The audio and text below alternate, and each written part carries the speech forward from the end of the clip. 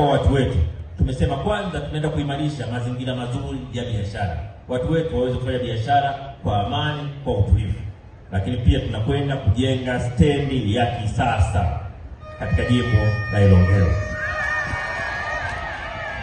Lakini pia tunakwenda kujenga soko la kisasa. Hapo vipi? Lakini pia katika eneo la mikopo kwa watu wetu, tumesema ndani ya miaka 5 tunaenda kuimarisha mikopo ya 10% kwa wanawake, vijana na watu wenye ulemavu.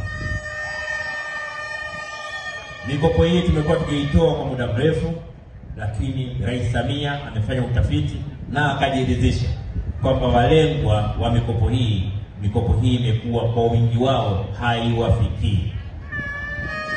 Imekuwa haiwafikii. Na ilikuwa haiwafikii kwa sababu ya wajanja wako katikati humu, ambao ama wanaweka majina ya bandia ama wanachepusha kwa ajili ya watu wanaowajua wao. Tumesema Rais Samia ameweka utaratibu mpya ambao wajanja hawatapata nafasi ya kudhulumu makundi haya maalum.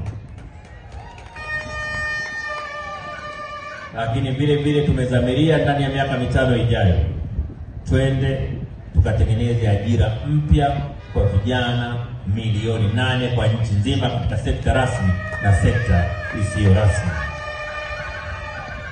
CCM oye! CCM oye!